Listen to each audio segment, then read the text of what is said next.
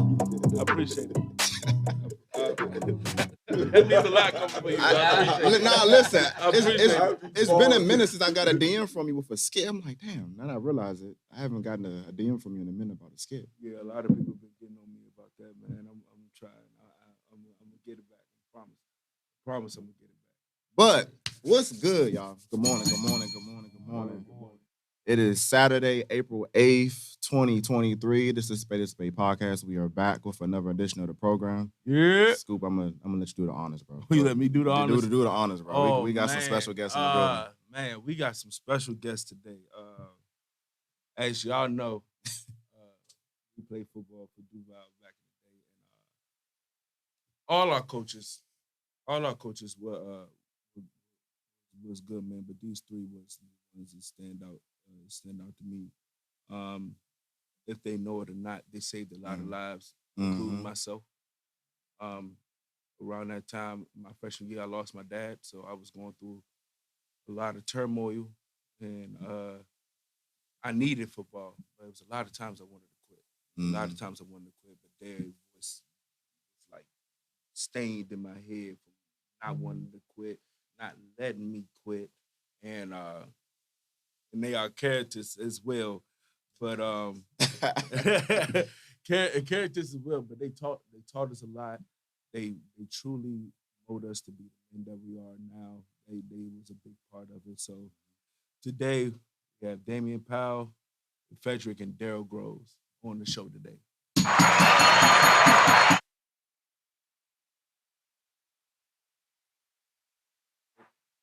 All right.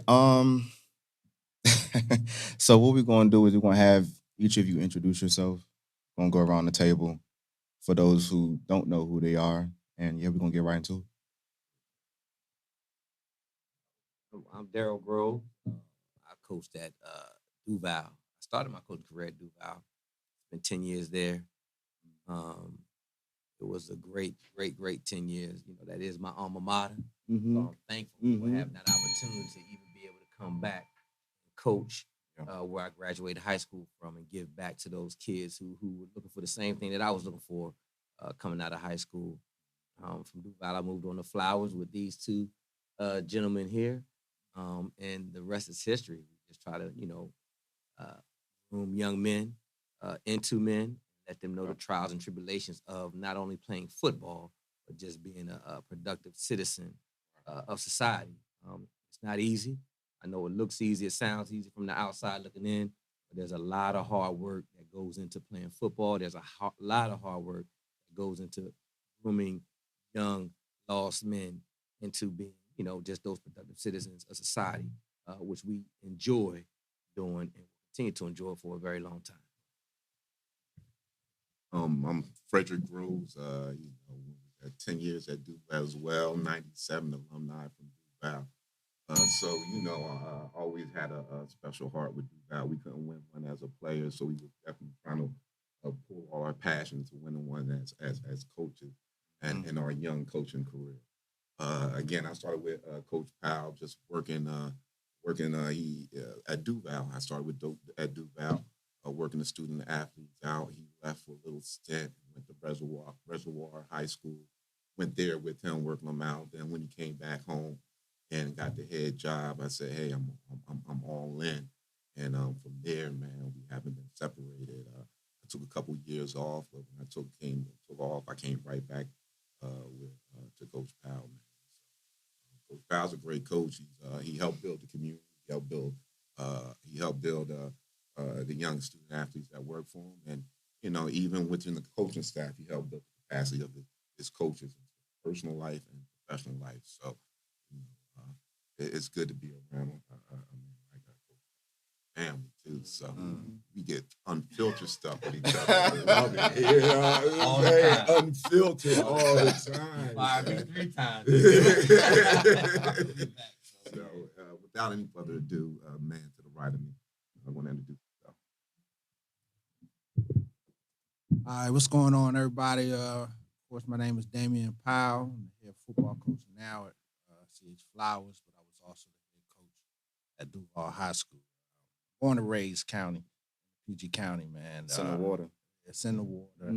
I've been doing this for years. The only thing, growing up, just being in the field on the courts all day, all night, not coming home to the lights go off, man, and mama, spank me, and and so this is something a lot of us kind of have had the same goal, aspirations growing up, being playing football, being in the league, and all that good stuff. But coming out of high school, I went to high school at Sherwood High School in Montgomery County. I did 2 years.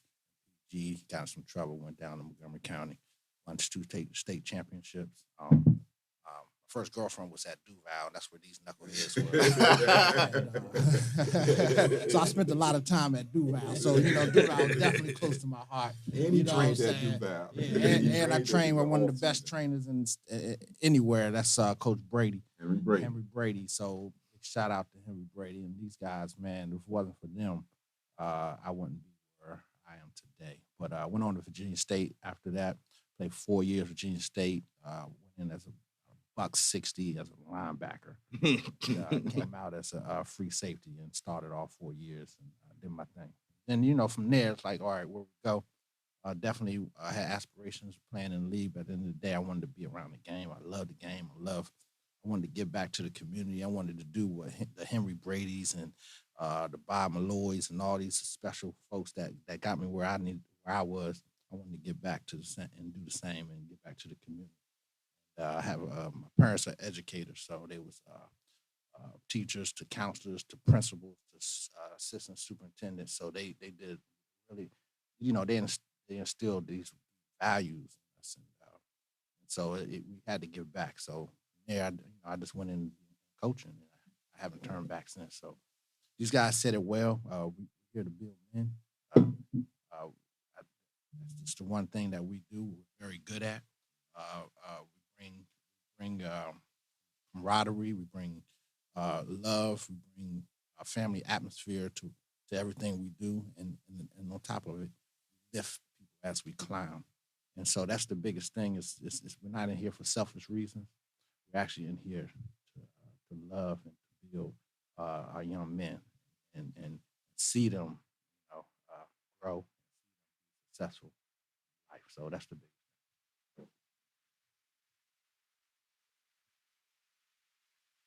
Man, I'm still crazy that y'all in here. Before we go into the first topic, it hurt my heart when y'all went to Flowers. It hurt a lot of our hearts y'all went to Flowers. I'm glad y'all doing y'all thing, but it hurt hard when y'all went to Flowers. Yeah. I'm not gonna lie to you. I was away when I heard about it. I wasn't even back home yet. Oh I think I was in Cali still. Because I still think about that Flowers game senior year when we lost that 30 seconds. I still think about that every once in a while. I still really ain't forgave you, pal, either. I'm not even gonna lie to you. And I'm gonna explain why. I'm gonna explain why. It was 3 things that you did in the end of that game that really pissed me off. I'm not even gonna lie to you. So the first one, you remember Hillman. Hillman can kick 200 yards. You squib kick the ball. I understand that we had one run back, but let them go to the length of the field. Don't square kick the ball. Let them go to the length of the field. I know they ran one back, but goddamn. Then another thing, Paris got a little stinger, and you took him out and put Westlake in. Lord have mercy, Jesus. I don't know why. Right now. Oh my goodness. Hot. I was hot when he came in. I said, man, let him be on the Paris. Did that man? Hey, Tay, I love you, but let's keep it honest. He was a terrible linebacker. Terrible. I'm sorry. Then the last play when they scored on, it's the 2 middle linebackers and win the orange coverage. What's gonna be him open, pal? Oh, slant touchdown. Oh. Oh man. It still hurts to this day. Still hurts to this day because we win that game. We in the playoffs. We in there. Oh man. I remember that game like it was yesterday. I played my ass off too, man. Scoop. I mean, you talking about grass on the side of his helmet and stuff like that, man. That boy played his butt off. And that was the game that was going to set that program at that time to a whole. I was going to get into that to a whole different level. You was there at that game too. I was there. Oh, I was. And you, in your mind, come back under 20 seconds. Man, how many times what's the percentages of that? Right? It hasn't happened since. It hasn't happened since. And those are lessons that you will never forget. And until this day, you will never, ever make the same mistake that we made in that game. It was. And they had some massive players. Oh my God, that O-line, it was a struggle to get a tackle. I'm telling you, I'm struggling because the center, he wrestled. So that was a strong Bama. He strong Bama. But I remember when that happened to us, that was the message that Coach G was trying to get to us for the Roosevelt game, and that allowed us. That was one of the main points that had us come back, and we almost won that game. He was like, "Look, that happened to us last week." He said, "Why we can't do it? Why we can't do it? Shit, you know what I'm saying? We almost didn't mess around and won that game, and I really wanted to win that game. Weaver ass was on that sideline, smiling ear to ear. I wanted to wipe that damn smile on his damn face. I was pissed off. I was pissed off that we lost that game. You know what I'm saying? But to go into our first topic, just real briefly, I don't want to get too much on the topic. We had the women's national championship that happened in Iowa versus LSU. Focus should be on. It's a great game. You know what I'm saying? Because it was a great game. Trash talk, all that. You know what I'm saying? We love, that's the shit where we come from. You feel me? You know what I'm saying? But the narrative is, you know what I'm saying? Women ain't not supposed to act like that and all that. Then the white woman do a gesture, but then when the black woman does it, it's a difference. You know what I'm saying? And I'm not understanding why is that? Why we always got to put race and gender into stuff? You know what I'm saying? In sports. You know what I'm saying? We come from that. It's going to be a little trash talk. We're going to get a little greasy. That's what happened in competitive. We competitive. We're trying to win chips. We're trying to get the ring. Why is that an issue? I don't understand. And why is it an issue? So I wanted to ask y'all what y'all think about that. Yeah. You said it best, Scoop. We're all competitors, right? And then when we get into a game like that, there's emotions are high. The competitive level steps up, tenfold. So at the end of the day, when you have a team, two teams who the ultimate pinnacle of success, the emotions flare a little bit high. Now, granted, unfortunately, in this world today, race has a lot to play, or racism has a lot to play, and a lot of things that go on. And not to get too political into things, just knowing that, the young lady, the Caucasian young lady, done the same thing previous weeks ago, and she was labeled as a competitor. And then when, the African-American young lady does it, it's showing off or it's gloating. That's something that we've just become accustomed to. And I think that's one of the reasons, well, I can't speak for everyone else, but that's one of the reasons that I got into coaching, that, we're already the underdogs. So everything we do, we got to move accordingly. Society's not going to see the same things that we do as being competitive. And I was one of those kids. I wore my heart on my sleeve, even as an adult. I'm 44 years old now. Sometimes I still wear my heart on my sleeve, but we got to try to instill in the young men that we coach to act accordingly, act like you've been there before. I'm not saying that the young lady from LSU did anything wrong, because she didn't. She's a competitor, just like everyone on that Iowa team was a competitor, but we're looked at differently. Tom Brady, he throws clipboards and yells at his coaches. He's just competitive. It's passion. But then if when T.O. do it, Vince Young or T.O. does something like that, they're disrespectful and ignorant. That's just how we're looked at. Unfortunately, because of the hue of our skin, but we don't want to use that as a crutch. We want to instill to these young men that no matter who you are, be respectful, understand that this is something that we've been practicing for, working hard for, and when we get there, let's just act like we've been there before. Yes, sir. Yeah, I'm the same way, man. Just to tie it back to football, man. I remember we took a group of kids out to camp, all bright. They had a little downtime, and and there were some PG County boys. Like, if you're from PG County, ain't never been out the county, man, you think everywhere is black, and it's unfortunate. When you get out the county, you gotta feel comfortable and understand how to operate around our white counterpart. So our team, we gave them a little downtime. Why did we do that? We give our kids downtime now, moving forward, but it's organized downtime. We know where you at, right? Yeah. So these kids went to the pool and then after the pool translated, they started chasing some girls around the campus with their shirts off. Oh, you talking about that? Right? They started chasing Albright campus, college campus with their shirts off. They were all having fun. Like even the white girls, had no problems with it. The Caucasian girls had no problem with it. But they were screaming and yelling, and the message and the perception that it brought on our team, lack discipline. But if they were all white or all black, it would have been an issue. I just think that words were powerful. There were some things that were said in the media with high officials within the LSU situation, the Iowa situation, that may have been taken out of content. But it is a little bit different. Like my brother said, when we do it, we're tagged and labeled a different passion. Our passion is just being an angry black man or an angry black woman. I think both of them are competitors.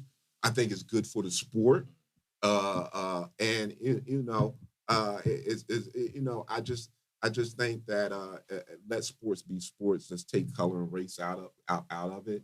And as you can see, that both women is major for the sports that it did happen. And there's nothing wrong with a little bit of trash talking, healthy trash talking. If you don't cross those lines. So, we just gotta be careful what we say. I support the young lady at LSU and Iowa, and I do want to take race out of sports, but it's going to be, you can't do it. You like, you coming from, you got all different walks of life. You coming from the urban neighborhood, and you representing that population. You know what I'm saying? So best of luck to them moving forward, and I'm pretty sure they're going to see each other again. There's going to be a lot more smack talking. Good for TV. Mm-hmm. I'm gonna keep it quick, but hey, I love what they did. I love every minute, every second of it. You know why? Because that's who they are. That's who they are. They've been doing that every game. They've been on the courts. That's what they do. That's what their game is. That's what they're about. And on top of that, man, they making money. Mm-hmm. They making money. You talking about two young. First of all, they beautiful young ladies, but they doing it. They're not letting anybody dictate how they do it, and they making money while they doing it. Good God Almighty. You know what I'm saying? So I don't have a problem with it. But if I, as a coach, I would like to see just a little bit of growth. So do things like that. Sometimes you just gotta let them know, hey, they're done that. That's great. Keep being you. Let's try to grow next time. Let's not try to, and you try to push it in that way. So then what the media and everybody else try to portray as they idiots, whatever else I heard that was going on. So these lovely young ladies, man, they doing some great things. They making money. They changing the game. I mean, they had a young lady as play basketball and she a rapper. Mm-hmm. What's her name? Freshman. Flo J. Flo J. Man, and she can spit too. And they was playing her song "Why They Won the Chip." Oh man, I know she was on cloud nine. Oh, man, that's love. What? That's love right there. You with the Chip Angle song playing? So I'm glad they did that. I'm glad they did that. Just the narrative that they painted on them all year. I just wanted them to win it. You know what I'm saying? Even them in South Carolina, because I love Don Staley and all what they do. Yeah. But I wanted them to really win it, and I'm glad they did. They did. They put on for the culture for real, and they was unapologetic themselves. You know what I'm saying? I just wish that everybody else can just focus on the main thing, what happens on the floor, instead of what happened, who we are and how we do it. You know what I'm saying? Because I'm trying to figure out, it go deeper. Like, I'm trying to figure out how Daniel Jones getting $40 million and Lamar can't get a contract. How is that happening? How is that happening? How we in the world that that's happening? How? How, Vic? How, Vic? I don't know, bro. Well, I mean, we know how. Yeah. I mean, but believe it or not, the women's the Final Four and the championship was more exciting than the men's. Mm-hmm. And it sure was. And if you the whole tournament was. And if you look at how they play, they actually run set plays compared to the men, just a whole bunch of ISO ball, which is cool. But you can see the high level of execution it takes to execute them plays and the efficiency at that. It's crazy. That game was 9.9 million. Most watched. Most watched game more than some of the NBA games and NFL games that's been out there. 9.9. That's a lot of people watching that game. It was college women's basketball was lit this year. Yeah, it was real lit this year. It was real lit, and they was competing hard, talking Trey. I'm like, yeah. This is where we came from. Yeah. I'm like, white women, black women, Spanish women, they doing their thing. I'm like, yeah. I was mad that Angel Reese started at Maryland. Yeah. Yeah, she was at Maryland. You didn't know? She was at Maryland. I didn't know that. She's from Baltimore. I knew she was from Baltimore, but I didn't know she was in Maryland. We had her, man. Damn. Oh, man. Yeah. I don't know how they let her get away. I don't know. I got to look into that. I don't know. But can't say she ain't make the right yeah, she made it. Yeah, she definitely did. She definitely did. She seen that money. She's like, yeah, I'm going down Louisiana. Yeah, she definitely did. Then Kim Mulkey came over. Then second year, turned it around. Just like that. Hey, good job, LSU. Yeah, congratulations. Hey, Coach, when you brought up Albright, I thought you was gonna bring up that pillow fight. I thought you was gonna bring up that pillow fight because we talked about it. We talked about it with PJ and Mike Smith, man. We had so much fun that day. First of all, did somebody get hurt that night? No, nobody got. I mean, nobody got hurt, but I did smack the shit out of their coach with a pillow. Oh yeah! So that white man, that coach came in, oh man, one of your players and hit me. He tried to break up the pillow fight. He got hit. I'm gonna tell you. I'm gonna explain. Let me explain this. I would like to hear this. First of all, this was kind of y'all fault because when we was on the way to camp. Y'all played 300. That was the wrong thing y'all could ever do. Because that hyped us up to no end. Like, that's how we got our Tigers. All for 300. Like, it started all that camp it started. We was hyped. So, after the joint was over, we was like, man, we about to have our own Spartan 300 war. And you know what I'm saying? But it was supposed to be between us. It was supposed to be between us. We was saying we was gonna be the first floor and the second floor. So I never forget we all got our pillows and we started. So we started with just us, but we was on the level of the same team as another team. They were all white and they was with the shits. They was with the shit. So we was like, oh, all right, us versus y'all. What you talking about? Boy, we went in. I wish I'd have seen that, but I wish I'd have seen it because the hallway ain't nothing but this wide. I know. Right. And at that time, we had one of the biggest O-line in PG, okay? You know, from Darren to Julian to Randall, from Pike. Yes. We had big, and they had some big motherfuckers too. I mean, we swinging from the ear. Huss, like we going crazy. So Darren happened to fall on me. I fall into the one of their rooms, one of the white people's rooms. They fucking me up. They fucking me up in the room. And all I see is people running. I don't know they breaking it up. I don't know it's getting broken up. I think it's still happening. It wasn't even my pillow at this point. I lost my pillow. I took a random pillow. I hit every white dude I saw. Dude, I saw got it. And the coach got the worst of it because he was the last one out. Dropped his clipboard, head off the ground, all that. I'm running down the whole hallway clear. They sticking out like, Scoop, what are you doing? I'm like, bro, what are you talking about? I turn around and he said, man, I'm the head coach of such and such football team. And I don't like getting my head hit with a pillow. I was like, we running again at 4 o'clock. There you go. We running again. We doing that? Because we had just run again at 4 o'clock the last night because of the girls. And then Trevor and them want to make animal noises and shit. And at late night, we supposed to be fucking sleep. So they was like, oh, you want to be up? Oh, yeah. Let's get up. It's time. Oh my God, bro. Let's go. It was so much fun, but man, we ran our ass off that, man. Ooh, but it was some good times, boy. I'm telling you. Yeah, man. But that mowed us, them camps, because that was like some heavy conditioning for your ass. And you was in the Virginia, and that was different heat. You know what I'm saying? Like going to different heat. Like when I end up going to Tuskegee in Alabama, I thought this heat was bad. The heat in Alabama was totally different. It's like you could taste the heat. Like, I was like, damn, like I could take a bite. Man, that first practice, I was no good. I couldn't even eat. Like I was so exhausted. I had to pick. I couldn't even use a fork. That's how exhausted I was. I thought I was prepared here because all the running we did, because we ran, and then we ran some more, especially with Sarge. Especially Sarge. I'm like, shout out to Coach Hayes. Hey, shout out Coach Hayes. No, real talk. Because you had me do some stuff that I didn't think I could have done ever in life. Like, I didn't think I could run that long. Like, it's after practice. We still running laps.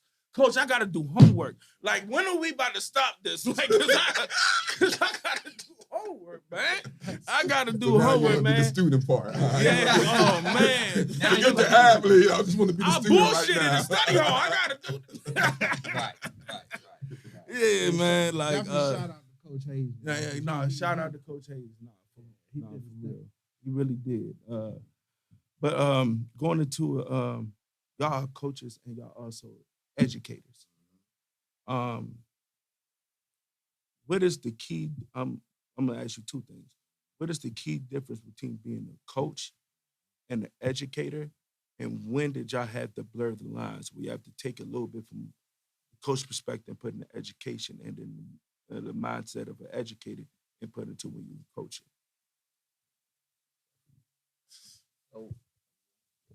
Yeah. It's trying to find that balance. That's where my growth as a coach come in from.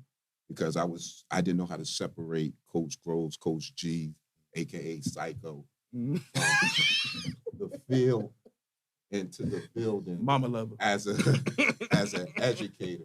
So that same energy I was on the field, I was with my colleagues now. And they didn't receive that very well. So, I'm all about making mistakes, but not repeating mistakes. It's called growth.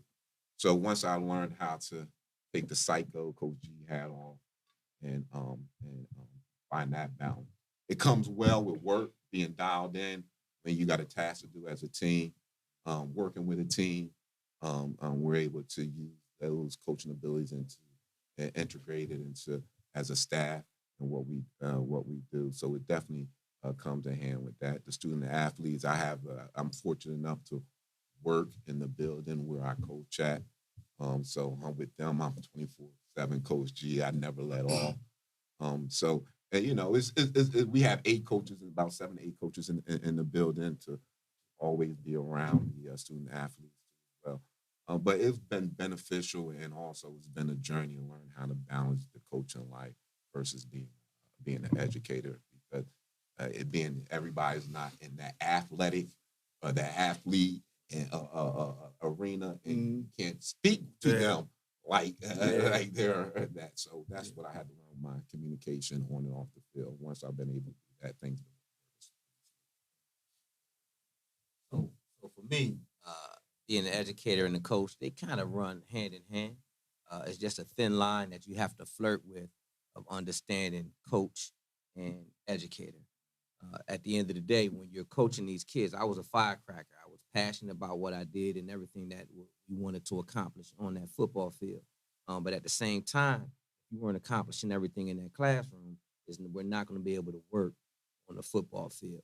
So with class heads about that, it's just that thin line flirt with those kids, letting them know we care about everything you do, not just about what you do on this football field.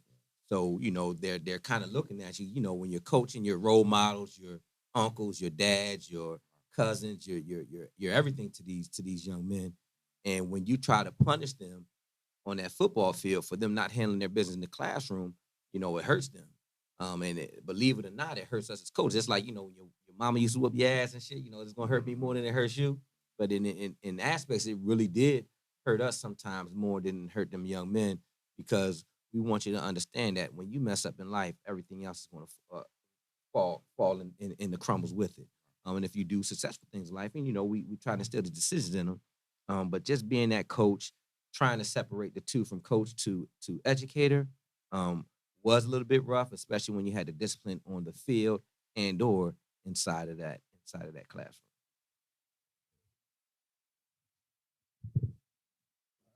That's a really good question. You guys know me. I go above and beyond for any one of my guys, and so if it's on the field, if it's at home, or if it's in the school classroom, I do the same for anybody on my caseload. I'm a counselor in school, so I do the same for those. So I'm a coach. I'm a 24/7, and I'm going to do everything I can to help the next person. That's just what I feel like I'm here for. And I think outside, even though yes, football player, yes, you're going to get a little bit more attention. Yes, you're going to, I'm going to go a little extra mile and make sure that you going to class on time and turning in your homework and. I'm going to do those things. I'm going to do those things. Yes, I'm going to embarrass you in the lunchroom if you messing up with somebody. In front of the girls in and all front of that, everybody. It's no cut card, So yeah, you're going to get that special attention. But at the end of the day, if around me and you part of my caseload or what I'm trying to do, I'm trying to help anybody that needs help. That's just what it's about. It's uplifting and lifting other people as you climb. That's just the bottom line. Mm-hmm. It's a good pivot to this. When we play, we all want to make it to the league. Right? That's a fact. Make it to college, make it to the league. Obviously, only 1% gets that opportunity. So, how do you get the kids to see the bigger picture, right? Because yes, it's football, it's football, it's football, it's football. I gotta keep my grades up, gotta keep my grades up, gotta keep my grades up. Football, football, football, football. But not everyone's going to get the opportunity to even play in college or even make it to the league. Mm-hmm. So how do you all get the kids to because it can be tough, right? Because you got kids in all different backgrounds, even when we was playing. Single parent households, no parents in the house, 2-parent households. How do you all get them to see the bigger picture that, listen, the reason why we're doing X, Y, and Z is so that way later on you see the payoff like we're seeing now in our respective lives.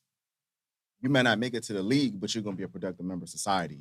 Yeah. So they did a good job at that. Right. So how do you get the kids to buy in and see the bigger picture, even though they may not see it right now? I think Scoop led off with it. Football saved his life. Like even we know as coaches, football for me allowed me to travel to places, urban. I wasn't born with a silver spoon. I came always in an urban environment, lived in an urban environment. Football allowed me to travel. Hell, football gave me gear. My mom went shopping for cleats. She was like, "Oh, I'm gonna get you some shoes. You're doing right." You know what I'm saying? So football, since I've been young, been in football, it afforded me stuff that if I wasn't in football, I wouldn't have. We played versus who we played in the Bahamas 1 year. Bethune-Cookman at the Bahamas, HBCU Classic. First time going to the Bahamas. Went there for a week. So it's just we use football. Football is football. It's life we teach about. We coach life. Even on the field, we always train our kids in uncomfortable situations because life is always going to be uncomfortable, and we want them to be successful. Whether sport do you constantly day in day out train your kids to be in uncomfortable situations, get those reps, and making sure that they're successful, regardless of what tools or what type of athlete you are. As a young man, you got to find a way to be successful, and that's the way life is. Our life always haven't been peaches and cream, but we had to figure the ish out, So it's just like taking those situations, their life situations throughout school. Again, it's good that we work in the building as well, and equate that what that looks like on football field, what that look like in real life, and what that look like as a young man in the situation. Adversity, life is adversity. So we coach football, but we're coaching life. And we always make that connection, man. So it's easy for the kids to buy in when you utilize them and their life situation. And we tell our testimonies too. Right. You know, like, you know, a lot of people look up to us. I didn't know that, you know what I'm saying? So, you know, we have to give back to football. We have to give back to our community, and we utilize football as a way to making sure our kids are good in life. If you get through our program, this is how we feel. You get through our program and the adversity we put you in mentally and physically in a healthy way, you can be successful in life. You can be successful in life because you've been weighed, tried, and you overcome adversity and won on many occasions. So that's how we get those kids to buy in and continue to work for it. That's a fact. I seen a lot of people quit. So yeah, on the first day or 2 days, had the first practice. Like, dang, you done already? Remember we was doing hills and we was doing piggyback hills. Like, damn, what is this? I had to carry Big Cow. He was on the live a little while ago. But if you can make it through our program, as hard as we coach up our guys, you know, you'll have a true understanding if you want to be a football player or not. But if you can make it through it, whether you playing football or not, you're gonna be successful. You know what I'm saying? You're gonna be successful. You're gonna be mentally stronger. You know, you're gonna have all the tools in place. You're gonna be knocked down. You're gonna have to pick yourself back up. You're gonna go through hard times. You're gonna know how to maneuver through those times and pick yourself back up. It's just a lot of things we go through, and when we push that, man, you know, with our youngins, man, we push it, and they trust us, and that's the thing. We build relationships and rapport with all our guys, but they trust us, and we're not going to steer them the wrong way, and that's the real biggest part about it, man. If you're cheating on football, that means football is going to cheat on you.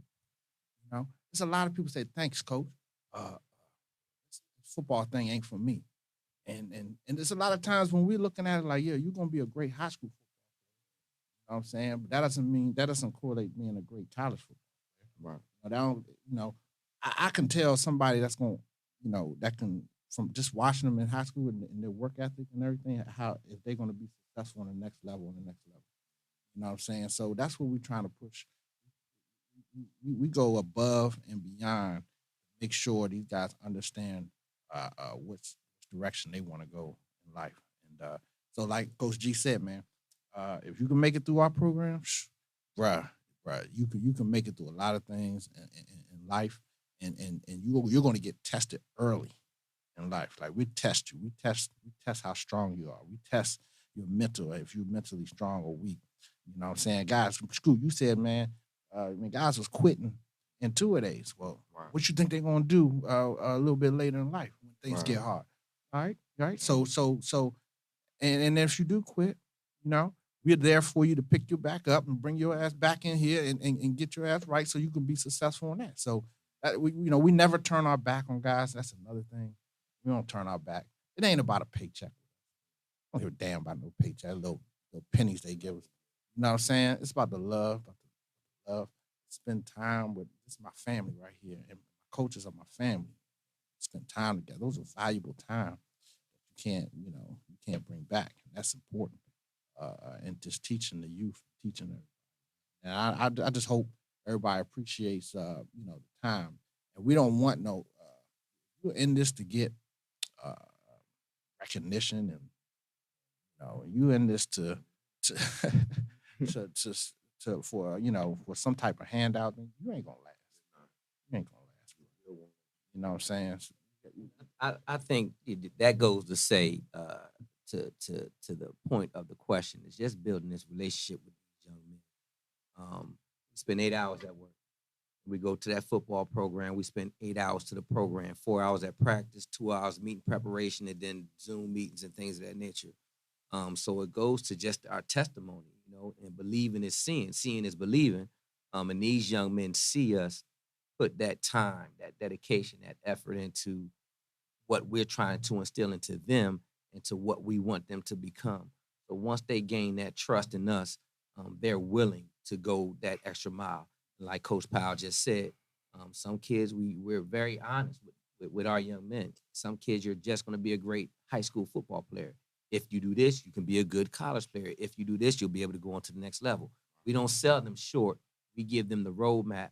And at the end of the day, it's up to them whether or not they want to follow that action plan or whether they want to waver from it. We do our best as young Black men, try to instill in our younger Black men to, follow the path. And if you step off the beaten path, there's going to be consequences that you may have to suffer. We're trying to mitigate those consequences for you now, so that when you run into them or if you get posed with a situation, you can make the right decision for yourself, for your family, for your team. Everybody is a role player on our team. Everybody has a role to play. From the 70 kids or the 65 kids that we dress, everybody has a major role to play. So at the end of the day, once they trust and once they believe, they're willing to do any and everything for us. To be quite honest, me, I'm the position coach. I'm a wide receivers coach. I'm not in the building with them. So some kids may do some things for me where I got to lean on Powell or G and like, hey, this, you got to holler at this kid, man. Maybe this kid may not be trusting me right now, but I need you to lean on this kid because I need you to tell them the same thing. And, usually we all see the same thing in these young men, and we're able to get those messages through to them. So it's like a family, mother, father, brother, sister, uncle, cousin. We all try to get together and make these kids understand where they should be going and what trajectory they should be taking in life. Yeah, y'all was really good at that. Like towards the end, especially my end of my senior year, I know y'all gonna laugh when y'all hear when I say this, but like y'all saying like the moment, appreciate the moment. Oh yeah, oh yeah. You know what I'm saying? When y'all used to like, I'm like, this can be your last game, and I'm like, dude, I'm going to college. Like I'm not hearing none of that. It ended up really being my last game. And like looking back at it, I was like, damn, I should have cherished it a little bit more. Like y'all just telling us there's more things to. All y'all not gonna be able to play college football or even go to the league at that. You know what I'm saying? So it's other things y'all have to pursue. And for a long time, it took me a while to figure out what I want to do. Like, the stuff that y'all used to say in practice, like I hear it when I go through my darkest moments. You know what I'm saying? Like I hear it like vividly. I would never get. I don't know what made y'all think of doing suicides on the field. I don't get it. I don't understand what made y'all do that. I never get. I was ready to walk off, and I was literally ready to walk off, and Coach Powell was like, "Scoop, you gonna be able to look yourself in the mirror and say you quit?" And I was like, "Can I do that?" I don't know if I could be able to. Come on, let's go. 5, 4, 3. Oh man. I'm like, no. You know what I'm saying? But like, nah, that really like helped me become, the man I am today and helped me not quit because what we went through with y'all and y'all keeping on us and not allowing us to quit. Because some coaches can be like, oh, if you want to quit, go ahead, quit. You know what I'm saying? Y'all didn't my paycheck. Yeah, y'all didn't allow us to quit. Y'all didn't allow us to quit. And that's why I appreciate y'all the most. It was a lot of kids that, came from broken homes, a lot of kids from like myself that came from losing a parent. Y'all really hold us down and not made it. Y'all didn't take the love away from it. We still had fun and we were still able to love the game, even though we was going through hell sometimes. But y'all made sure that we here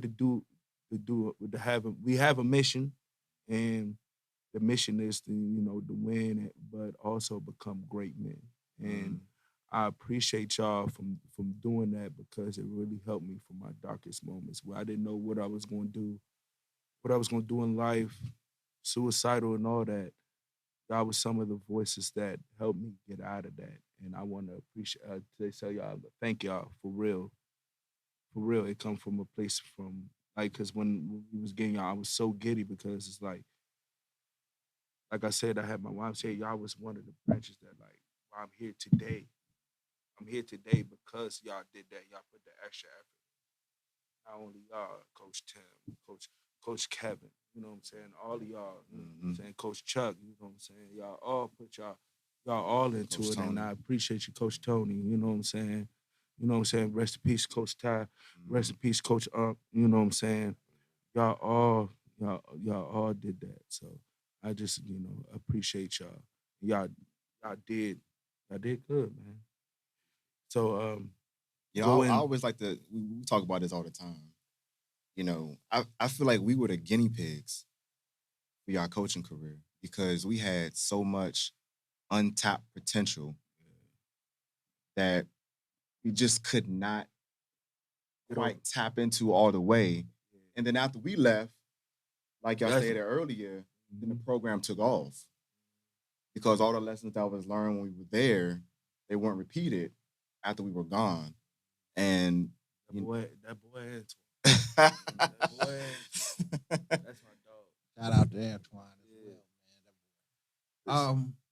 It's all about growth, and you guys were the guinea pigs. That's what we want to call it. But there was a lot of situations, and Scoop referenced it earlier. Why did you take this person out? It's about growth as coaches. We had a team at our young coaching career that you probably think we missed out on 2 state championships with a team, maybe 2 state championships during that our young coaching career, and we realized that we had to get better. So we started to branch out. Our head coach Powell tasked us to branch out, and each year he built this capacity to build our capacity to get better at that program. And we tell our kids, and I tell my position group, go out there and make mistakes, but go out there and make new mistakes and make growth. That's growth. If you never make a mistake, you're never getting better. Right. If you're scared to make a mistake, you're not going to get better. But learn from that mistake. It's called growth. So, man, every year, first of all, we never had a losing season. We started. That's beautiful. And so, yes, every time our main goal is our ultimate goal is the state championship. That's not the end all of success, right? So every year that we don't make it to or win the state championship, it hurts. Still have success in that year. We give kids opportunities, scholarships, they graduate. So it's a lot of other stuff that factors into it. But Coach G said it well, every year, where do we go wrong? We break everything down. And we try to enhance everything we do. We try to make better, make our system and structures better. We want to be on the top. We want to do everything great, not just good. We just don't want to be mediocre. So that was, first couple of years at Duval, man. First of all, Duval was one of the best schools I've been to be able to coach at because it's just a different mindset of kids there. And not taking that away from anybody, but I'm just saying as a overall, you get a group of kids that you think about it, 65, 70% of low income kids that believes in you run through the wall. And then my guys at Charles Flowers, man, those guys are hungry. They're resilient and they're hungry. So it's just it's a different group. But oh man, they all know each other. And we still have a lot of those guys at Flowers as well that we had at Duval. It's just a different set of group. But they all take our coaching a different way, and we have to break our coaching styles down for them so that make them better. So so we enhance everything we do, man, from year to year. We just get better, and I challenge everybody. That's my thing because I want to get better as a coach. I'm sure he wants to get better. I'm sure he wants to get better. I'm sure everybody wants to get better, and all our players wants to get better. They want us to get to the top. And win the championship. So that's the main thing. And it hurts not losing, but throughout my coaching career, like you guys said, throughout the season, we still have that individual success. Right. The family atmosphere. The season over with, you missing that. You know what I'm saying? The bonds it created.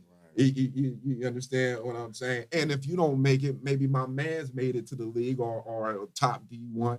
Now we all made it. You know what I'm saying? You referenced Antoine Brooks. You know how many people he took to the league with help, and now in the XFL. That shows that support. His teammates, you know, that shows that love. How many people he took over to the University of Maryland? He showed love to, got him in games, you know, looked out for him, man. So shout out to Antoine Brooks, his whole family, mom, dad. They continue to show support for our program. We moved over to Flowers. And I remember my Twitter was in a roar when we moved over to Flowers, man. Like, cause I made a comment. You lucky I ain't had no Twitter. I made a comment. No damn Twitter. But look, I ain't had no damn Twitter. I didn't want to get the fuck out of here. Listen, I didn't want to leave Duval. But we talk about growth. Powell put us in a situation at Duval. I was just a long-term sub. I had a college education, but the power that be during that time, during that tenure, I could not get into that building, but just as a sub. And it had some capacity building to work on me finding that coach in professional life. It was too much coach in that building. And I understand that. That was my capacity building. But when I went over to Flowers, I went from being a long-term substitute within 2 years, long-term substitute, to a secretary, paid, getting benefits. And the last 8 to 10 years now, I've been a professional school counselor that afforded me other opportunities to work on the family during the summer and feed my family. So it's just all about growth. Did not want to leave. It took a lot for us to leave. Powell, we had a situation where we provide growth, not just for our staff or kids, and just for us, provide growth, man. But our love is always going to be at Duval.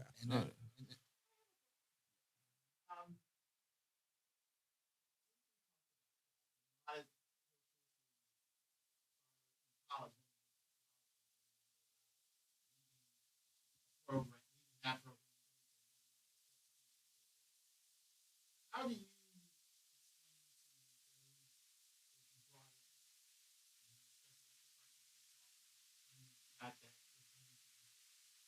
how do you help them understand this is your profession? You want to do better for yourself professionally. But then again, at the same time, you're leaving behind young men that you trying to groom. You can't take with. And that's a very good question, and it's very tough, especially if you are. It's different. High school, college is a little different. In college, you're recruiting kids, scholarship, and money, and that sort of thing. But it's a little. It's always business, but it's a little bit more of a business. College, because could be more money, could be a pay raise, could be. And at the end of the day, you're always trying to help your family and do the best for your family and your career. So for those guys in college, I understand. If you could be at HBCU and then you get a Power 5. I mean, you talk about maybe $150,000, $200,000 raise. So you got to do what's best for your family. In high school, look at us, man. We left Duval. That wasn't an easy thing to do. That wasn't an easy thing to do. You talking about bringing a program from the bottom. You talking about bringing a program from the bottom, and then now they're one of the powerhouses in the state of Maryland. And and all the relationships and everything you built in the community and had behind you, just we leave. It wasn't an easy thing to do, but like Coach G said, we're about uplifting others, bringing others in. You have an administration that supports what you do and wants to see others. Shout out to Dr. Brown, man. Dr. Brown, he holds it down for us. For all athletics, not just football. Same passion in football for all athletics. All athletics, for all staff. You can see the vision clear. Like, it's a difference. And so that makes especially where we are in this educated difference. And so if this young man coming to be a sub and now he's a counselor, we have some guys that was coaches. Now they on board. Either security, I got another counselor. Those are the type of things we try to do. It's not always about football. It's about. Yes, that's a good question, man. It's very hard. Looking at those kids in their eyes when I had to leave and we had to leave, wasn't an easy thing. Yeah. But as we left, the Flowers community brought us in open arms. And we brought that program from the bottom to the powerhouse. We're talking about we have 10 Division I players on one team. Come on, man. I mean, and we're in public school, and not too many teams that can do that. We feel like wherever we go, as our staff, we're gonna be successful because we understand what it takes to be successful, to build a program from the bottom up. Next week at Maryland, I'm doing a coaches clinic, talking about building a program from the bottom up, going above and beyond, doing the little things, doing what this is why these young brothers are coming up. You can't fool these young cats. You can't. It's woke culture. They have awareness to everything. They smell bullshit. Yeah. And once they smell that bullshit, you can't get them back. Mm-hmm. You got to be 100 with them at all times. And so, but you also got to hold their ass accountable at the same time. So, and shout out to my Flowers players, man, because they understand and they get it. And this transfer portal, I don't know if y'all gonna touch that, but this transfer portal, where it started, where it is now, it's now in the high school, little league, it's everywhere. Motherfuckers transfer, and so you got to build kids. I just think, like Powell said, transparency and being completely honest in that transition from leaving one program on all levels. Leaving one program to another, transparency and being honest. Like Powell said, players will sniff that out. Right. I'm pretty sure, Scoop, you want me to feed my family a little bit better than what I was doing on a permanent sub, a salary or contract, so to speak. So just like I would like to see you play at a high level or continue your level of playing football and success in life, you know what I'm saying? That's part of relationships that, again, we try to, even though we over here, but as you can see, our bond lasts for life. Anybody that we cut to coach and touch, our bond lasts for life, man. And so shout out to all those players that coach under us, that we coach under us, man, and all the coaches, man, out there. And you love and support that we get from you guys. We appreciate that. That's a fact. No matter how many years you paid, if you play football with us, you will forever be my football brother. Forever, no matter how long I ain't seen you, you know what I'm saying? If you just played a couple years at JV, you know what I'm saying? You still gonna be my football brother no matter what, because we was in the trenches together. You know what I'm saying? Sometimes your family is the ones that's in the war with you. You know what I'm saying? We went to war every practice, every game. We went to war together, and we had each other back. So whoever, it don't matter from Randall to Jesse to Craig to Toast. You know what I'm saying? My boys. You went back. It don't matter, man. Like when I see them, it put a smile on my face. You know what I'm saying? So like, it's forever be a bond, in the brotherhood.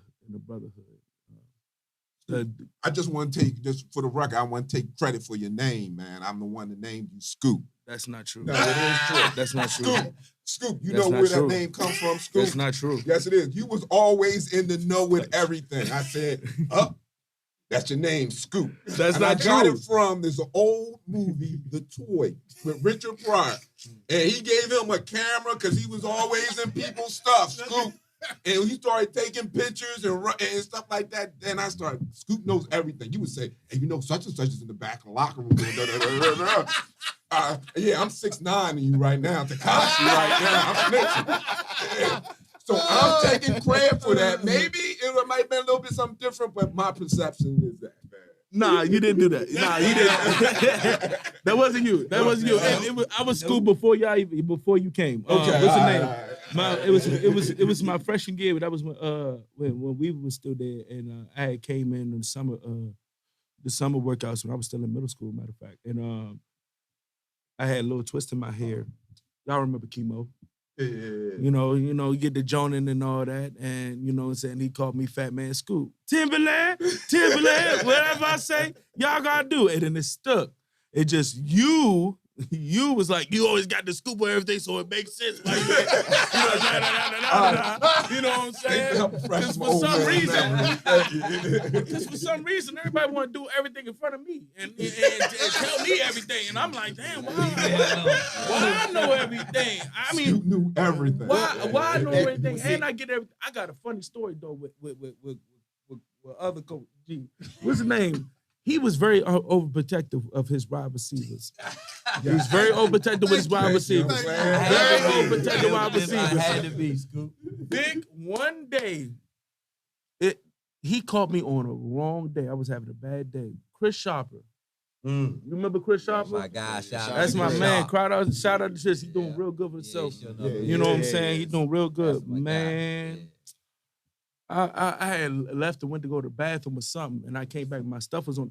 He took my stuff and threw it on the ground and took the seat. I'm like, bro, I was sitting there. You threw my stuff on the ground. He was like, I don't give a fuck. Da da da. Wrong day to say that. Wrong day to say that. Normally, I just don't pop off on people, but that day, hush, in his shit, and they were like, oh, what's going on? Da da da da. Boy, what's the name? Coach Tony came in the room and then trying to go on. Chris ass snuck my ass while they was talking. Huss. I was like, oh, I was like, motherfucker. I was like, motherfucker. Tony was like, what's going on? So he left. I was like, bro, when y'all close that door, I'm beating the shit out of him. Real talk. They never closed the door, and it was like, it was Renato, Patches, and what's his name? My other guard. Start with a D. Damn. I remember not Darren. No, it's not Darren. It was our senior year. It was our two guards. We had two small guards. It was Bernard. They circled around me, so because I was gonna beat the shit out of real talk. So I guess people started talking. They came around. Coach G come to me was like, "School, let me ask you a question. Did you just hit one of my? Did you just steal one of my wide receivers, Chris? Out of all the wide receivers, not Ohio, Chris." I was like, damn. Because everybody knew Ohio was an asshole. Right, you know what I'm saying? Hey, right. shout out to you, brother. Right. You know what I'm saying? I hope you're doing good and all that, but you was a dick. Like, you know what I'm saying? You know that. You figure it out though, Scoop. I'm like my main man. I mean, Chris ain't bothered nobody. He don't eat. Like, But you said we was okay with Ohio. How he was like, not Ohio. Make that make sense.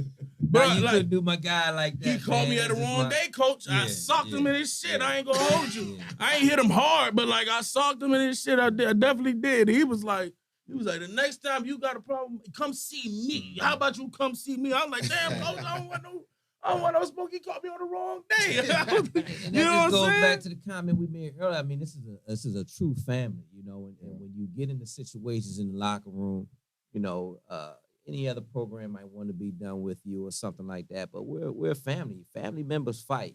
Fortunately, no one really got hurt. Fortunately, as family members, when you do fight, you don't go in for the kill. You don't go in to make them feel bad. You just go in to get something off your chest. But once we figure out what it is that's bothering you, we can move forward. Things get handled in the locker room. We're old school. All three of us were fortunate enough to play college football at HBCU. Shout out to Morgan State and Virginia State. TU.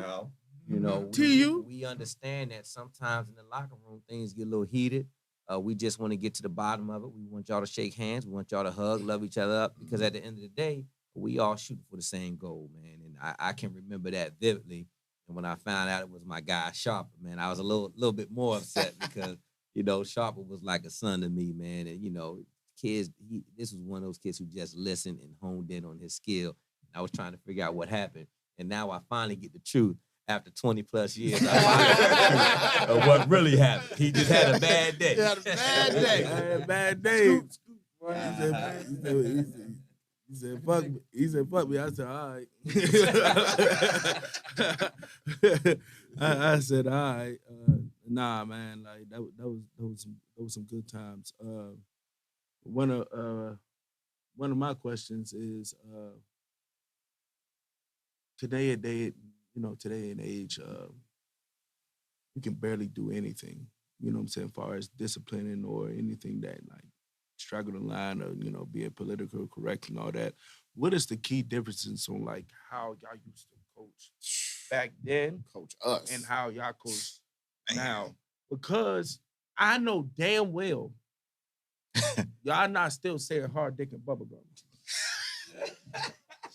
All right. Hey, for real, for real. When you look at our post, what do you see? H what? Hashtag what? That's what that stands for. Hold on. It stands for hard work, determination by being great. Hard work, right? determination by being great. Don't get it twisted. But HDBG. HDBG, My senior year, that first game at Oxon Hill, and I would never get Coach Powell that pregame speech. I mean, you are spitting. We gonna go balls deep, hard digging bubble gum. What? This shit gonna be different. We all scream hard digging bubble gum. I mean, we was hyped. I mean, man, I'm like, y'all used to get. I'm not gonna lie, that shit was vulgar as hell, but that shit got us so hyped.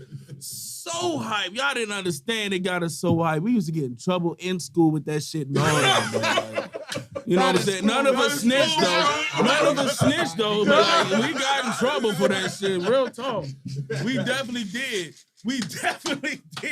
Nah, man. Like, y'all knew how to hype us up for real. Y'all knew how to hype us up, and y'all knew how to discipline us too. I would never get. I'm gonna bring this up. I'll bring this up. I never get the first and only time I went to practice high. It was doing conditioning. I never get going into the study hall. Coach Powell touched me on my shoulder. I was like, I'm like, all right. Bruh, he ran the living shit out of us that practice. I mean, running, hurdles, we doing bleachers. I was like, he doing this just because I'm high as hell. I know he is never again. I swear, I never again, coach. I'm never doing it again. I mean, you had to, because like when you discipline, everybody had to get disciplined. You know what I'm saying? Ain't no me and team. It kind of is. But what's the name? You know what I'm saying? Ain't no I in team. How about that? You know what I'm saying? Like if one person did wrong, we a team, we a family, brotherhood. You know what I'm saying? We gotta take accountability of your actions. You know what I'm saying? So y'all was real good at that, but at the same time, you know what I'm saying, show love and have fun with it. This past year, y'all made it to the chip, man. Y'all made it to the chip game. That was one of my biggest dreams, you know what I'm saying, to go to the chip, because my dad passed away in Johns Hopkins in Baltimore, and the championship at M&T Bank Stadium. So I always wanted to do that, you know what I'm saying, just first circle moment. So I live vicariously through y'all, you know what I'm saying, y'all championship run. I just want y'all to go over how special this season really was, and what did y'all learn from it, so when y'all have the next opportunity, y'all bring that ring home. That was actually a blessing for me too, Scoop, to be 100% honest with you. When we left Duval, I had my little son with me every time, everywhere I went. My son got heavy into football, so I had to take a few years off to actually go and, help him through, give back to my own family. Yeah, it makes sense. As I've been giving back to, everybody else's kid. And when these guys brought me back in 2 years ago, I could see how special things were going. And on this journey to the championship this year has taught me a lot. It was a struggle for me. I'm speaking personally. That great coaching staff that they had over there already, I had to kind of, gel and mold in with them. I was fortunate enough to have a couple familiar faces, from Duval that was still there. But the new coaches that I was working with, I had to learn and deal with them and learn the Flowers way. I was still on the Duval way. And I got checked, believe it or not, by these two guys a few times. late night phone calls like, yo, chill, you can't do this, chill, you can't do that. So it was a very humbling experience for me. And I was able to reap the rewards of the benefits off of their hard work. You know, granted, I'm there every day. I'm there conditioning these guys and getting them ready to play. But these gentlemen are in the building with these guys every day. So they're spending 16 hours or so with these young men. And I was just, me speaking personally, I was just fortunate enough to enjoy the ride with the little bit of hard work that I put in. But these two guys, they paved the way heavily for that to happen, along with those other coaches that were there. Again, I stated earlier that we all were role players. I was just happy enough to be a role player in this long, long journey that we made it over there to Annapolis Stadium this year. Yeah, it's a special season. I don't take for granted, man. You guys paved the way. Guys, after you paved the way, my guys at Flowers got there 2016, 2017, paved the way. We fell short a couple of years this year. Definitely a special year. Got some great players, coaching staff. Y'all bounded. Y'all made the right decisions. Just putting it all together. The Flowers and Duval matchup, what happened in the last three, those are life lessons that we never do it again. And then so everything just started to fall in place. And this was the year for us. We didn't finish the way we wanted to finish, but definitely a successful year, another step in the right direction. Those guys, man, they work hard.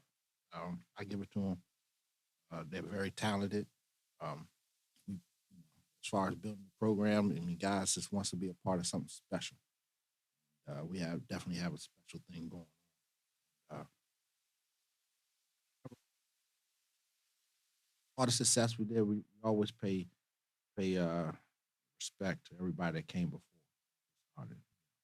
You got guys, Jerry Cromer, all met from our program. Just a freaking dog. He's a fucking dog. I mean, anybody that just goes and just makes everybody better around him, that's the type of dude. And this some name drop. We had Desmond. Desmond is at South Carolina.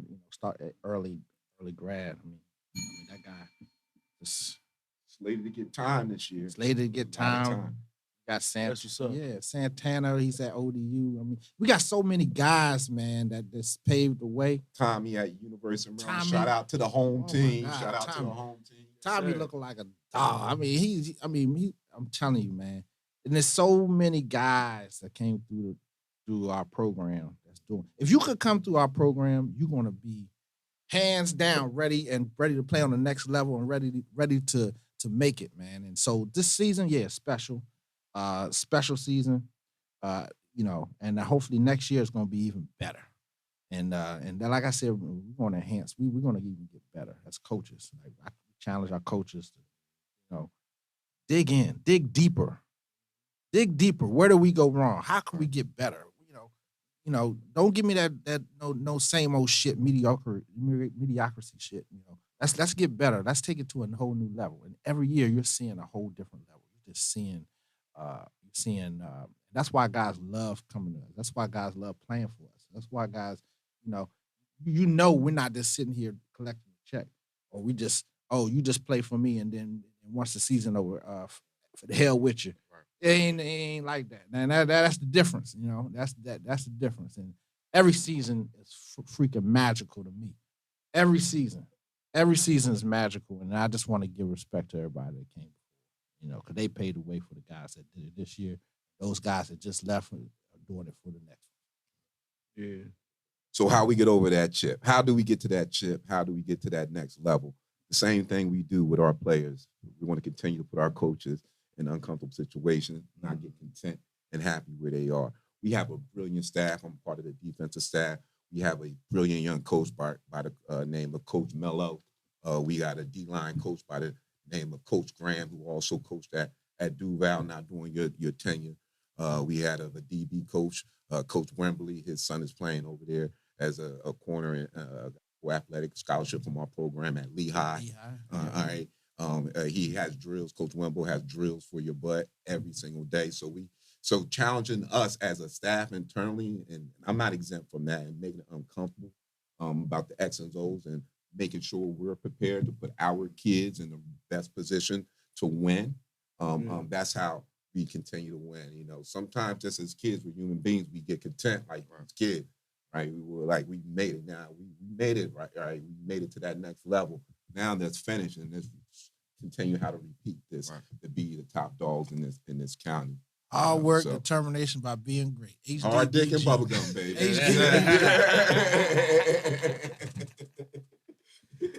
No, I remember, Scoop, I remember we went to the Flag Football Invitational at Roosevelt 2 years ago. That was sucky to be at their field. Yeah, I know. But they got that nice turf. Did Duval get that turf yet? we gonna keep working on that too. Yeah. That's gonna happen one of these days. But I remember we were talking, and I forgot who was there with us. But you know, our inspiration to get into coaching came from you all, because of you all's approach to us and how you all handled us. Because you know, Drew and Trevor. Yes. Yeah, Julian and Trevor. Trevor. Julian and Trevor. Yeah. Trevor's doing well for himself too. Both of them. They both Both of them. educators. They both educators. Both of them. And I wish I'd have went to Virginia Union, but that's a whole you know, and we were all talking about, like, man, like one day, like we should like all come together and like do this thing, like get into coaching. And we were all talking about, you know, everything we went through with you all, and how, you know, you didn't do it for the money. You know, it was for the love of us. And we were talking, like, that's what it was all about. Like if we do this one day, it's going to be for the kids. It's not going to be for, you know, for the money, because when we were coming up, y'all didn't do it for the money. Y'all really did it for the love of us, even though we got beat at practice, but there was lessons behind that. That's the reasons as to why that was occurring. And so it just you know, made us all realize, man, like this, it just kind of had like a coming together moment. Like it's always been bigger than us, right? And even when we was playing, we was individualized to a sense of, okay, well, I'm trying to get here, I'm trying to get there, but it was still all about the team at the end of the day. And so, you know, once again, like Scoop said earlier, because we can wrap up in a few minutes, but, you know, thank you all for everything you all have done, not only for us, but for the men that came along after us, you know, to this day, because, you know, we need these father figures. We need it in our community. And, you know, a lot of these kids, they don't have it. You know, and as Scoop stated, you know, he lost his father, you know, his freshman year, you know, so, you know, trust and believe, even though you all have flowers, you know, we love you all, you know, we support y'all, and, you know, trust and believe, you know, your hard work does not go unnoticed by us at all. We don't discriminate where we at. If you look on our sidelines in all the major games, you have flowers and mainly Duval alumni just coming back to our game and watching us and sitting in an alumni section together with flowers alumni and supporting the program. So once you're a part of us, you're always a part of us. Just goes back to saying that. The growth that the 4 years I was at Duval, you see it then. Right. Where we was at freshman year, it just felt like we were just playing just to play. Right. And to my senior year, where it was our first legitimate winning season without no forfeits and none of that. And we was literally 30 seconds away from going to the playoffs. Even with that forfeit, we almost won in there. One small catch away or kick away. So like the growth, I see it and I love it. You know what I'm saying? Just because y'all with flowers, that doesn't mean like I still root for y'all and all that. As you know, those 3 schools I can't stand. Flowers, Roosevelt, Wise, I can't stand. And Suitland. We never really played Suitland. We played Suitland one time in the playoffs when we had forfeits out the wazoo. Yeah. So I didn't out of time. I mean, we didn't really play them. That was the 3. It was 4 teams. We used to lose to Oxon Hill for some damn reason.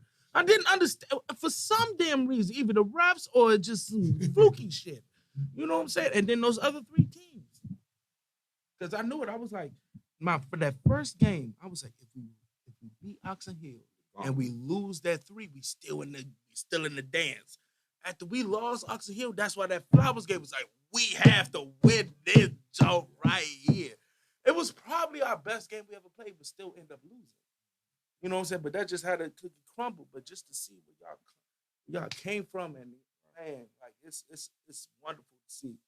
It really is wonderful to see, and like just to go back at it again, like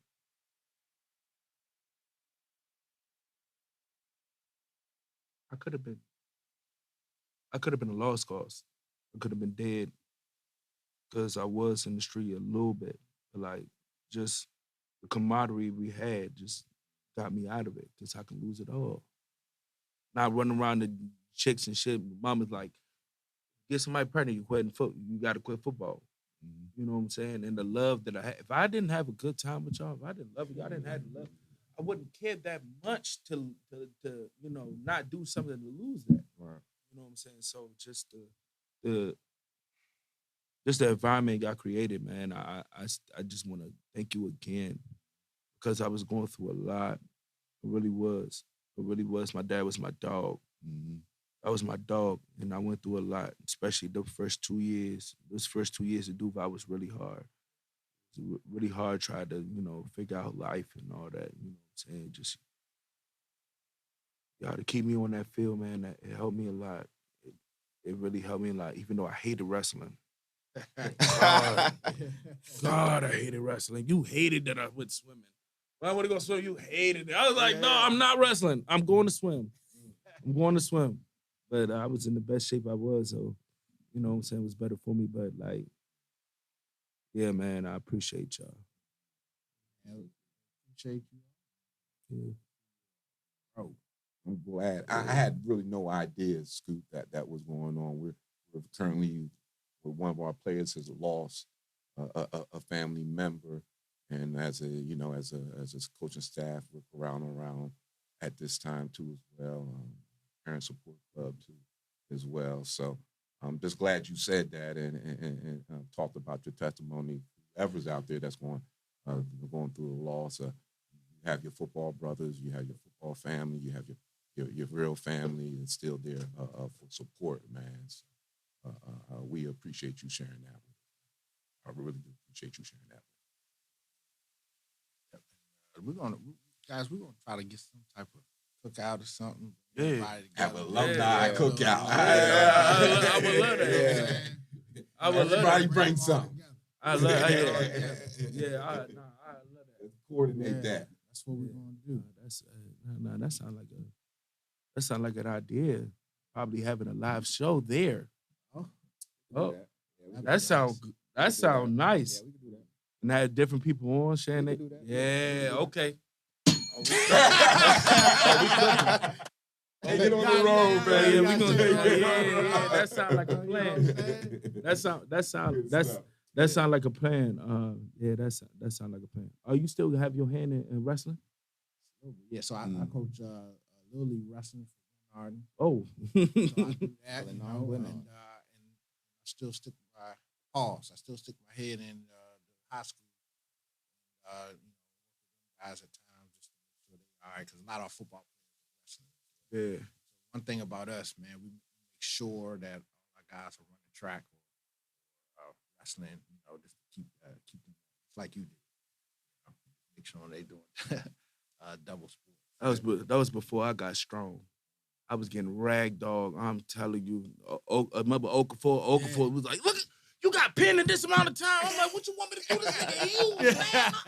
I'm like, I hate this dog. Oh my God, man. Like, you know what I'm saying? That's why I went to swim. You know what I'm saying? But it was better for me. I ended up placing in counties and all that. So that was better for me. But like wrestling taught me how to not quit either, because that's just nonstop, nonstop motion in action. You gotta have some heart to wrestle. Do you hear what I'm saying? You gotta have some heart and to get yourself back up and keep on going, because that's a tough sport. Let's see, Miji was better wrestling. Big Miji was that dog. Him. Who we say grab? Miji was a freak, man. Him, Bilal. Yeah. Him, Bilal. I just seen Jew and Mike Jones not too long ago at the Buffalo Wild Wings. We watched the fight together. You know what I'm saying? So like I took lessons from wrestling, but that shit sucked. That singlet, that shit sucked. It's a little different now. You got to wear singlet, short. Okay. It's a little different. Is it- Definitely growing sport. County. Yeah.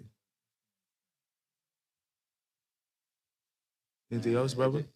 I'm just gonna say it just doesn't matter how far away we are. You know, I was on the other side of the world, you know, when I was in the military or when I was in Cali or when I was in Hawaii, and I come back home and it's just like, you know, pick up like we never left, you know, and, you know, even though, you know, you guys are our flowers, I'm always gonna support you guys. Always. I'm always gonna make it a point to at least come to some of y'all games. I couldn't make it to the state championship game, but you know, I'm always thinking of you guys, always. You know, because we gonna have Paris come on the show during the summer coming up. So He's coaching now. yeah, he's coaching. Yeah, Doing PB's well. PB's I coaching kinda, doing well. I kind of joked about it when we shot And shot that's it frat up. too, child. He's I was just about to say that. When we shouted him out, I was like, he turned to Powell. I was like, he turned to Powell.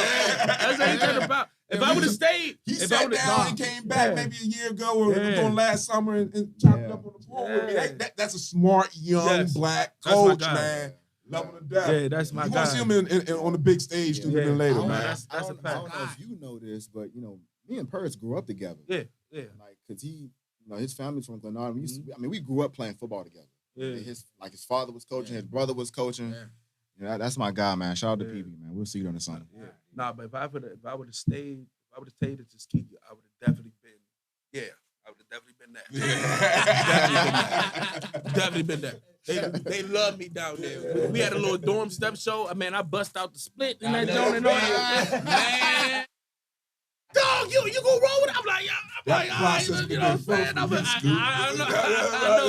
I heard some stories. I got a couple of my men from back here. They played, so I heard some stories. But man, nah, they was those Tuskegee Qs. They was like that. I fuck with them. They like they looked like Neanderthals, but they was one of the most smartest people on the campus. That's why I fuck with them so heavy. So if I would have stayed, I would have definitely been part of that brotherhood for real. So, Never too late.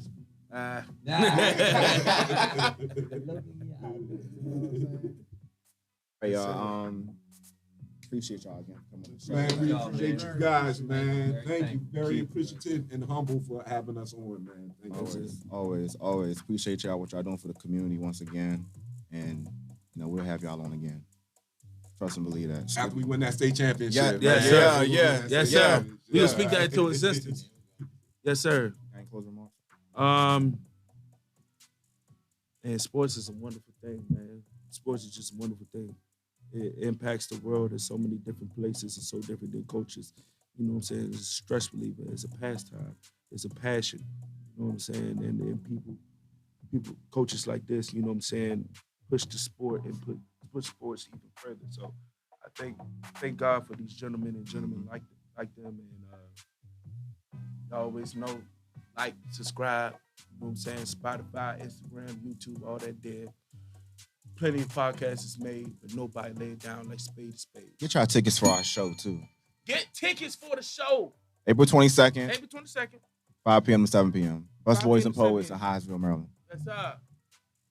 And on that note, we are out. Thank y'all for tuning into the program. We are Spade Podcast. Thank you for the coaches for coming by. We'll see y'all in 2 weeks. Y'all be safe. Have an enjoyable weekend. We are out. Peace. See y'all at the show.